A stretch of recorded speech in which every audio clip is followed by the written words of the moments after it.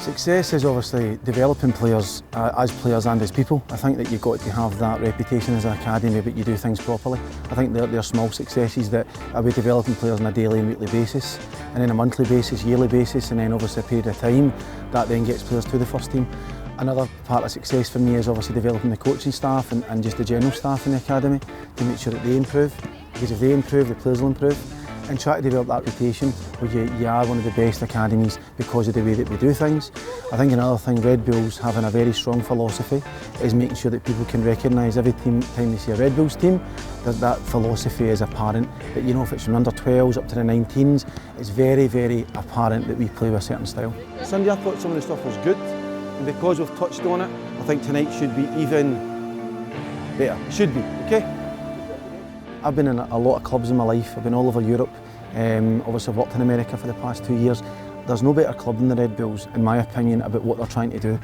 To have a manager that's so committed to bringing young players through, to have a club that's got that mindset, it's a little bit unusual in my opinion. And I think that if you're a young player out in this area, it's a no-brainer to come and obviously join a club like this, because I think there's great opportunities. Now, the picture someone's marking you, you need to lay it, the progression is you're going to turn. But remember in the middle, you go the opposite angle because of why, Carmelo? When I first came in, and I obviously met Dennis and Jesse and Mark, the feeling that I got as a togetherness in the club was something that appealed to me. And it was a no-brainer for me to come and join the Red Bulls because of that feeling. And since coming in, I can't compliment them enough on how supportive they've been, how willing they are to help with anything at all. I mean, Jesse is a very high-profile job, but he's been so supportive, as of all the first-team staff, as of all the staff in here, because of the culture they've created, and I can't speak highly enough about it. Make sure your head's up as well, you don't play with your head down. There's a number of things with my coach. I did a thing with the coaches the past 2 weeks about what is their role and responsibility, what is it they are expected to do as a coach. And I think there's so many things. They're there to teach, they're there to educate, they're there to inspire, they're to motivate.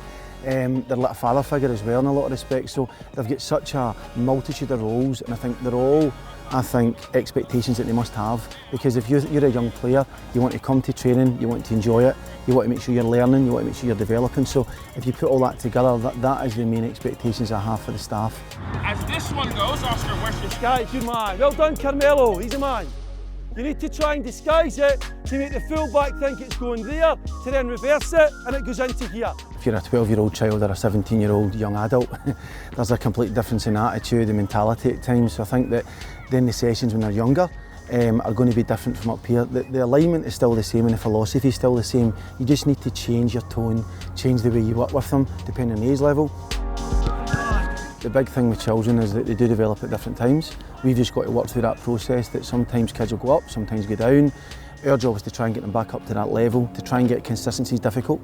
Children go through different physical growth, different mental growths and things like that as they develop, so it can be quite up and down. And our job is to try and manage that. And again, managing expectations can be difficult, but again, our job is to be honest. And again, the way I look at an academy is like a bottleneck. You've got all these players playing, and you maybe get one or two through. Our job is to try and open up that bottleneck to try and get more players through.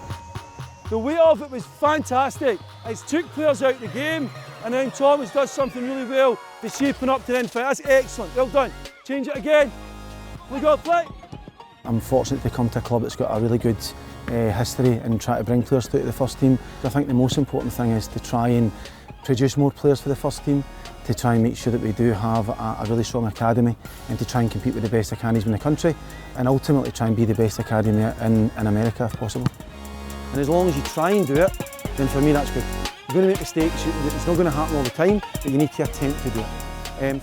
I think if we do our job correctly, I think there's a willingness of this club and of the first team manager to give young players the chance. I think there's a much better chance at Red Bulls than I'd say majority of other clubs in MLS at the moment, that there is a willingness and a desire to put young players in.